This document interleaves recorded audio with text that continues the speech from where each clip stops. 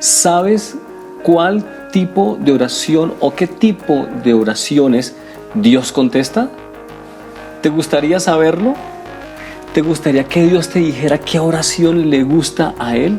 ¿O cuáles son las oraciones que llegan a su corazón, que hacen a su oído poner atento? Pues quiero decirte que Él ya nos lo ha dicho.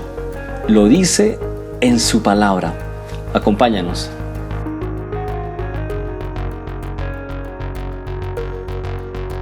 Esta es la tercera entrega o la tercera enseñanza, la tercera parte de este gran tema de la oración que titulamos Enséñanos a orar. En las primeras sesiones, en las dos primeras, hablamos acerca de la importancia de la oración, viéndola como una de las 4 cosas que todo creyente debe tener presente en su vida. ¿Recuerdan? El orar, el leer la palabra, el escucharla, el estudiarla, el hablar a otros de Jesús y el congregarse con los que amamos a Jesús. En aquella ocasión mencionábamos que todas tienen que ver con hablar, o podemos hacerlas tener que ver con el hablar.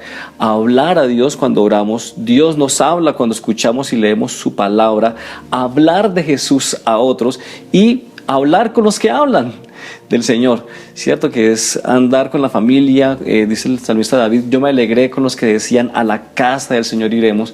¿Con quién te alegras tú? ¿Te alegras con la gente que busca a Dios, que quiere agradar a Dios? Es importante. Y entre esos 4 puntos, la oración es uno cardinal. La oración es un aspecto medular. Es un aspecto que es, ¿cómo decirlo? Transversal a todos los 4, a los demás, porque la oración tiene que ver justamente con esa comunión con Él. Así que por esa razón nos ha parecido importante darle estas 3 sesiones a este tema de la oración, ¿ok? Luego también vimos en esa parte justamente donde el Señor enseña a orar a los discípulos cómo la oración que Él escoge es la del Padre Nuestro. Y de manera interesante, cuando el Señor está enseñando la oración del Padre Nuestro, Él está haciendo su propia oración. Él está pidiendo que venga su reino, que se haga su voluntad. Son peticiones de la oración que aún no se han contestado, pero que se van a contestar un día totalmente en este planeta. Y aprendíamos de 7 peticiones que tiene esta oración y cómo cada una tiene una profundidad importante que a veces se pasa por alto. Pues bueno, hoy estamos ya terminando con esa sesión o con ese ciclo de 3 enseñanzas acerca de la oración, y hoy vamos a ver ese tema importante que hemos titulado El corazón de la oración, y vamos a verlo en 2 secciones o en 2 partes que vamos a ver a continuación, y que en donde vamos a través de la palabra y a través y con la ayuda de Dios y a través de la palabra a explicar y a mostrar cuál es la oración que Dios escucha. Así que vamos a leer juntos Santiago capítulo 5 versículo 16 en la versión Reina Valera contemporánea. Leamos juntos. Dice así la palabra de Dios: confiesen sus pecados unos a otros y oren unos por otros para que sean sanados. La oración del justo es muy poderosa y efectiva. Y esta primera parte o primera sección la hemos titulado El corazón de la oración es la oración de corazón. Aunque hay en la Biblia muchas ilustraciones y a través de las enseñanzas que hemos venido dando, hemos hablado acerca de lo que se debe hacer o no se debe hacer, ¿cierto? De los aspectos, como lo vimos hace 8 días, que echan a perder una oración, de la estructura que tiene la oración del Padre Nuestro. O sea, en la Biblia hay abundante orientación acerca de cómo hacer bien una oración, de cómo mejorar nuestras oraciones. Quiero decirles que a pesar de todo ello, lo importante de la oración o la oración efectiva tiene que ver más con la esencia que con la forma. La oración efectiva tiene que ver más con quien hace la oración que la oración como tal, que la oración en sí misma. Dice la palabra que la oración del justo obrando eficazmente puede mucho. No es la oración entonces de cualquier persona, es la oración de alguien que tenga un corazón que ya ha sido transformado por el Señor. En otras palabras, no es como un mantra, ¿cierto? No son como unas palabras mágicas que uno dice y entonces, ¿cierto? Dicen algunas palabras, algunas frases repetidas y pasa algo sobrenatural o especial. No, el poder no está en las palabras como tal. El poder está en el corazón de quien hace la oración. Voy a ilustrarlo de esta manera. Yo puedo tomar una oración que haya hecho un hombre de Dios y que Dios haya contestado de manera poderosa, y tomar esa oración y en mis labios ser inefectiva, en mis labios no surtir ningún efecto, porque no son las palabras, sino es el corazón de quien dice esas palabras. Me parece muy interesante lo que dice Santiago en ese capítulo 5, versículo 16, donde termina diciendo: la oración del justo obrando eficazmente puede mucho, o como lo leímos en esta versión que acabamos de tomar, donde dice: la oración del justo es muy poderosa y efectiva. Como ustedes saben, el Nuevo Testamento fue escrito en griego, y al traducirlo a los diferentes idiomas hay a veces conceptos o ideas que se escapan. Por eso me parece importante y motivo a cada uno de ustedes, a cada uno, a cada una, y como ustedes se han dado cuenta en estas transmisiones, yo trato de tomar siempre diferentes versiones para poder dar a entender mejor un mensaje. Y ahora vamos a hacerlo juntos. ¿Qué les parece? Vamos a mirar en 3 versiones diferentes a la que leímos lo que dice este texto, para que podamos entrar a ver y poder mirar todo el espectro del original, de a qué se refiere y la profundidad de esas palabras que la oración del justo puede mucho. Voy a pedir que leamos en la versión de HH, que es la versión Dios habla hoy. Escuchen cómo dice: por eso confiésense unos a otros sus pecados y oren unos por otros para ser sanados. La oración fervorosa del justo tiene mucho poder. Aquí ya incluye un aspecto interesante: no es cualquier oración, es la oración fervorosa. No es la oración de irse a acostar, no es la oración de presentar el día, no es la oración de solamente tomar los alimentos. Hay una oración que puede mucho, que es la oración del justo, pero una oración, ¿cierto?, fervorosa. Miramos lo que dice ahora este mismo texto, Santiago 5:16, pero en la versión PDT, Palabra de Dios para Todos. Dice: por eso confiésense sus pecados unos a otros y luego oren unos por otros. Hagan eso para que Dios los sane. La oración de quien está bien con Dios es poderosa y efectiva. Y aquí deseo llamar la atención, bueno, también lo dice el texto anterior, la importancia de orar unos por otros. Y eso va a ser importante en todos los textos que vamos a leer.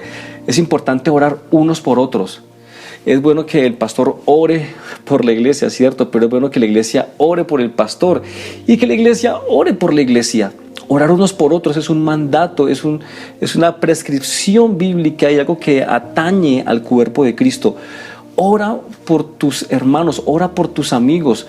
No solamente debes orar por tu familia. Si hay alguien que Dios ha puesto en tu corazón, amigo tuyo de la iglesia, ora por esa persona, porque recuerda lo que hemos dicho también los jueves: Dios pone en el corazón de las personas orar por alguien, y cuando Dios pone esa carga, debemos entonces responder con oración, porque es la manera como Dios también va a obrar. ¿Ok?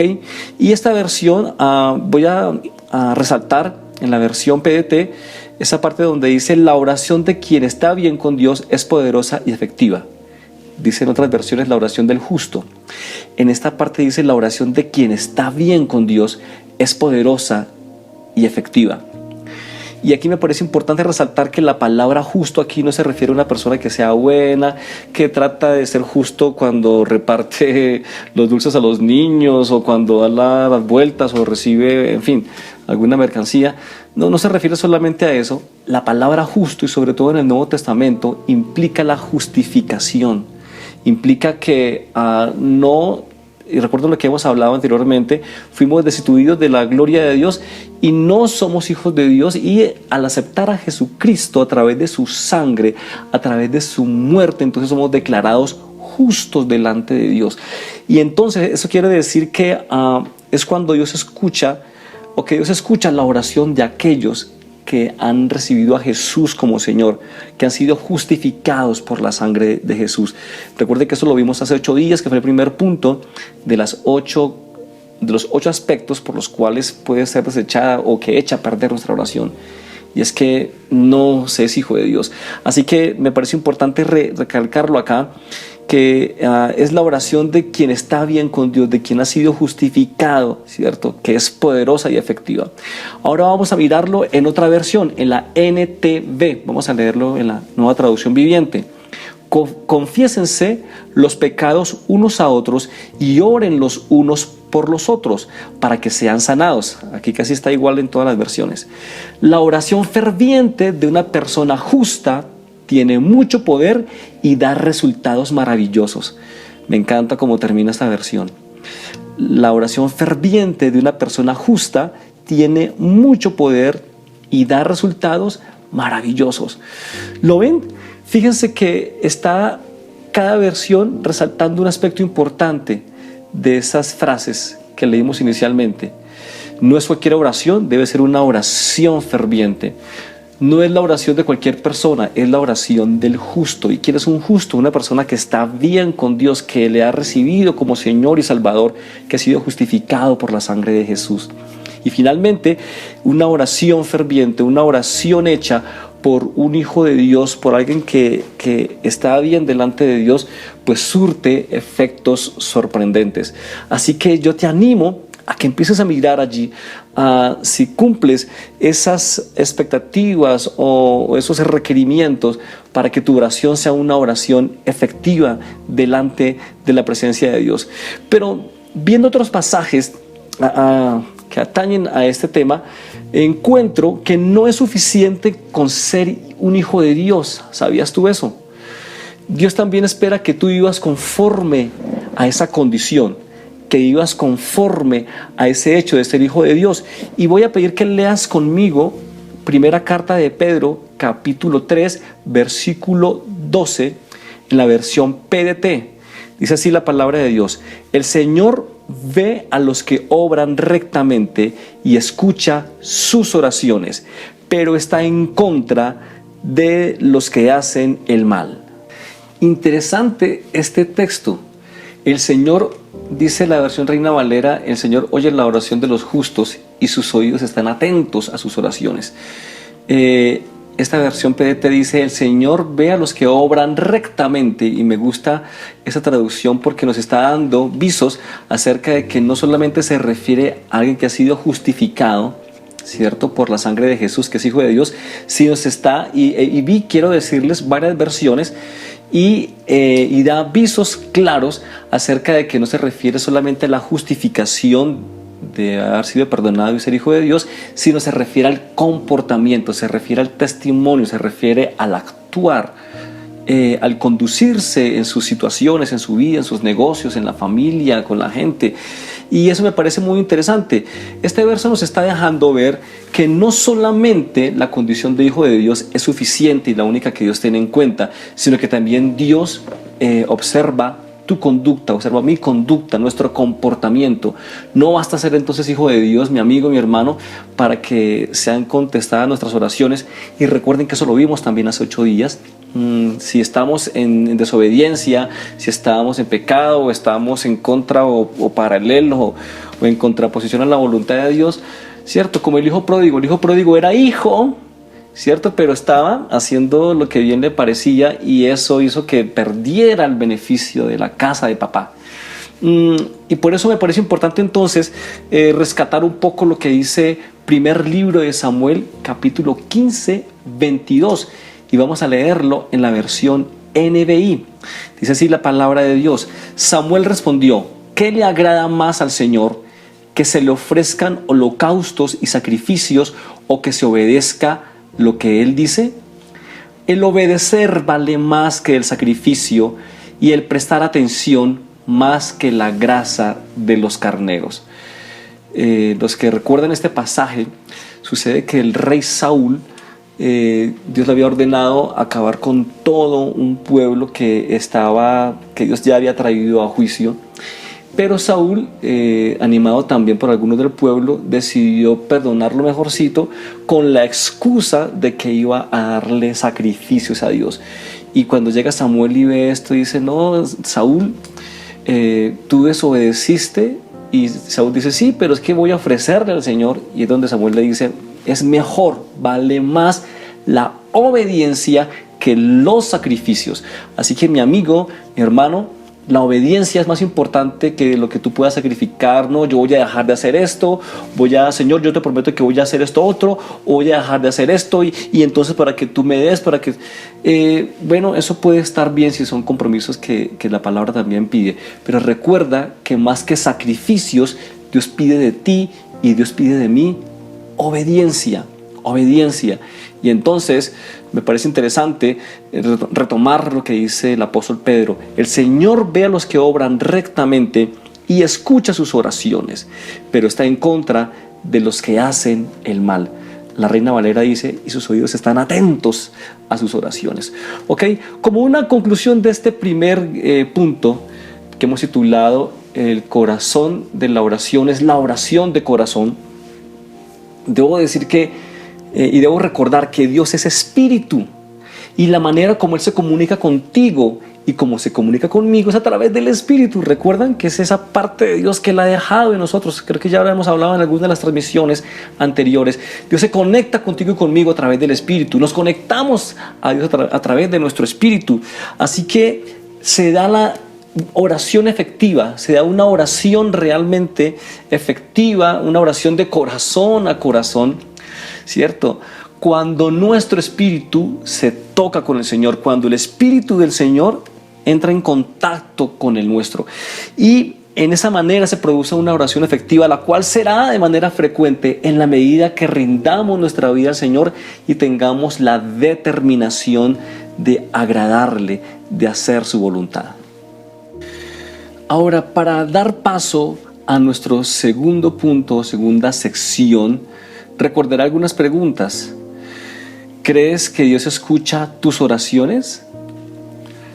Puede estar pasando que estás en lo cierto, que Dios está escuchando tus oraciones, pero puede pasar lo contrario, que tú creas que Dios escucha tus oraciones, pero no. Recuerda que no depende de cómo tú o yo nos sintamos. No, si yo tengo fe que Dios me oye, no, si yo creo que sí, yo me sentí bien como que Dios me escuchó. Recuerda que el fundamento de nuestra fe no está en lo que queramos creer o cómo nos sintamos. El fundamento de nuestra fe está en la palabra. Recuerda, amigo, recuerda, amiga, hermano, que estás allí. El fundamento de lo que creemos no está en lo que nos imaginamos o en lo que sintamos, porque eso es muy cambiante, muy efímero. El fundamento, dice el apóstol Pedro, que la palabra profética más segura es esa, la palabra escrita. Así que me parece importante que podamos saber que si queremos saber si Dios escucha nuestra oración o si nuestras oraciones están siendo contestadas, pues tenemos que justamente mirarlo en la palabra. ¿Te gustaría que Dios te dijera si escucha tus oraciones? ¿Cómo poder saber eso? Pues bueno, como lo decíamos inicialmente, Dios ya nos lo ha dicho y en su palabra está. Así que por eso es importante leerla, estudiarla, escucharla, ¿ok? Que es una de las 4 cosas que mencionamos que es importante, debe estar presente en la vida de todo creyente. Dios hablando, es nuestra guía. La palabra es nuestra luz en nuestro camino.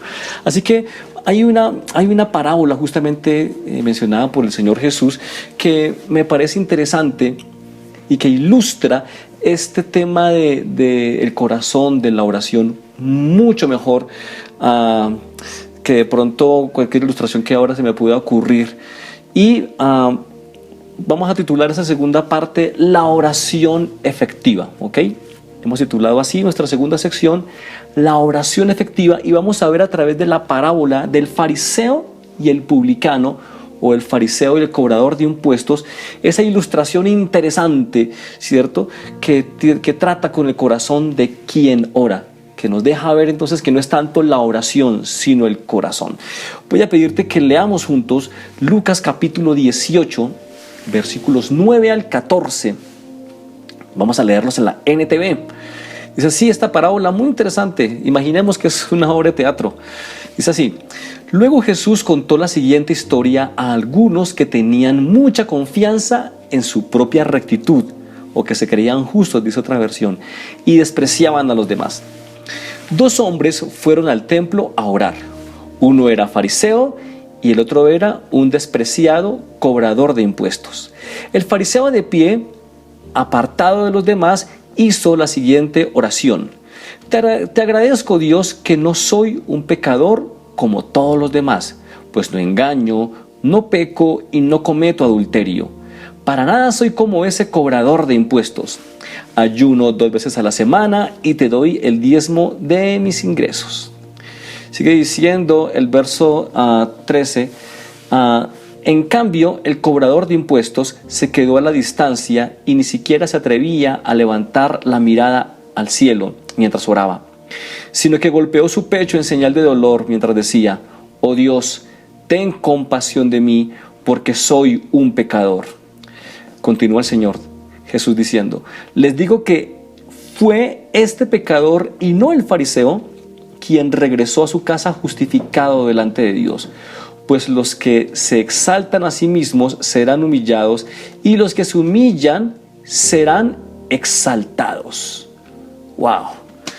¡Qué historia tan interesante! Saben, el Señor Jesús era llamado maestro, y sí que lo era, porque tenía una habilidad impresionante de tomar elementos del contexto, de la naturaleza, de lo que se estaba viviendo, para enseñar verdades espirituales y verdades profundas. Pues bueno, vamos a analizar un poco esta parábola y vamos a fijarnos en los personajes que el Señor escoge, ¿cierto? Él escoge dos personajes y son personajes antagónicos, y voy a explicarlo porque eran parte de justamente el contexto social judío. Son dos personajes antagónicos. Entonces hay dos, hagamos de cuenta que se puede hacer de eso una obra de teatro, ¿cierto? Y eso tiene dos personajes, uno que es el fariseo. Pero ahora, ¿quién es el fariseo? El fariseo era un religioso de una secta judía muy popular dentro del pueblo judío. Se cree y hay indicios de que era una secta que era muy fuerte, sobre todo en los estratos medios y bajos. Y entonces el fariseo era una persona muy bien vista por la sociedad, por los judíos. Era una persona respetable. Sin embargo, esta persona se caracterizaba, o los fariseos se caracterizaban, porque le daban mucha importancia a lo que se veía, a las apariencias. Al parecer que todo estaba bien, no les importaba tanto como estaban por dentro. Le daban mucha importancia al hacer. Fíjense nomás la oración de este fariseo, ¿no? Yo hago, yo diezmo, ¿no? Hago y soy. Pero no le daba tanta importancia al ser, ¿cierto? Es por esa razón que el Señor Jesús los llamó hipócritas y los desenmascaró. Les hizo ver que aunque aparentaban y se mostraban tan bien afuera, realmente por dentro estaban muy lejos de Él. Les llegó a llamar el Señor Jesús sepulcros blanqueados. Eso es fuerte, ¿cierto? Es decir, que se ven blancos, ¿cierto? Como los cementerios de la antigüedad, blancos, pero por dentro están llenos de muerte. Aunque el fariseo era muy bien visto en aquel tiempo, hoy ya esa palabra no es tan buena, ¿cierto? Hoy la palabra fariseo es más como una ofensa. Que te digan a ti: este es mucho fariseo. De pronto tú no sabes qué significa, pero con seguridad sentirás que te están ofendiendo. Porque Jesús mostró que ese rostro del fariseo, que solamente se mostraba bien por dentro, estaba guardando cosas que estaban lejos de Dios. Y en la otra parte, en la contraparte, pone a un publicano, que es un cobrador de impuestos. Eran llamados publicanos. El cobrador de impuestos, ¿quién era? Este personaje también era judío, pero este personaje trabajaba para el imperio. Fijémonos que los fariseos pertenecían como a la parte del pueblo, a la parte como de estratos bajos, así que esa gente era la que estaba como más oposición al imperio romano. Y entonces los publicanos o los cobradores de impuestos eran vendidos al imperio romano. Esta gente era usurera, esta gente cobraba los impuestos y cobraban hasta más. Y si alguien no quería pagar, tenían la autoridad romana, soldados romanos que se hacían pagar. Así que esta gente no solamente era mal vista por los judíos y por la sociedad judía, sino que eran odiados y eran vistos como traidores. Así que Jesús pone dos personajes antagónicos acá, muy opuestos. Imaginémonos un ring, ¿cierto? En esta esquina, el fariseo bien visto, el fariseo que tiene un goodwill, que es bien visto por la sociedad como justo, ¿cierto? Y en esta esquina tenemos al cobrador de impuestos, al publicano, al despreciado, al pecador, al traidor. Fijémonos no más que en el relato de este fariseo empieza a decir: Señor, mira que no soy adúltero, no hago esto, no. Y el último que nombra es al publicano, es decir, lo nombró como en la escala de pecados o la escala de despreciables más bajo, para darnos a entender ello un poco cuál era la mirada que tenían hacia los cobradores de impuestos. Si un observador judío estuviera observando la escena que el Señor comentó, que el fariseo y el cobrador de impuestos subieron al templo a orar, y escuchar orar al fariseo y viera allí al cobrador de impuestos, te aseguro, de acuerdo al contexto bíblico, que este observador judío vería más aceptable ante Dios al fariseo, y que su oración sería escuchada, y miraría desfavorable ante Dios al publicano, y que su oración sería rechazada. Eso es lo que vería un observador judío. Pero te digo que aquí alguien estaba mirando también, estaba mirando Dios, que es lo que el Señor Jesús está dando a entender en este relato. El Señor ve cosas que tú y yo a simple vista no vemos. El Señor ve el corazón. Y aunque aparentemente este fariseo, que se creía justo y que aparentemente estaba haciendo las cosas bien, él pensaba que Dios lo estaba escuchando. De hecho, hay otra versión que dice, la Reina Valera dice, que él oraba consigo mismo. O sea, ni siquiera estaba hablando con Dios, era como echándose flores él mismo, despreciando a este publicano. Entonces, la Biblia muestra que este publicano, que este fariseo se las daba delante de Dios y el publicano, pero que el publicano fue más franco. Muestra entonces que el Señor estaba viendo esos dos corazones. Ahora, ¿qué corazón fue el que Dios escuchó? Y quiero aclarar acá, no estoy diciendo qué oración fue la que Dios escuchó. Importante. Estoy diciendo qué corazón Dios escuchó. Aunque el fariseo parecía tener una oración mucho más exuberante, con muchas más cosas, no fue escuchada esa oración debido a su corazón. Pero tenemos al publicano, al cobrador de impuestos, al despreciado, al que estaba cometiendo errores y fallas, que se acercó delante de Dios con un corazón franco, con un corazón sincero, con un corazón arrepentido. Y su oración fue mucha más corta, no fue dándose flores, echándose flores él mismo. Y entonces el Señor escuchó esa oración. Dice el Señor Jesús que el que bajó justificado, que el que bajó, ¿cierto?, atendida su oración, fue el cobrador de impuestos y no el fariseo. Mi amigo y mi amiga que me escuchas allí, tiene mucho que ver, más que la oración como tal, el corazón con que haces la oración. Hace 8 días también hablamos acerca de ello.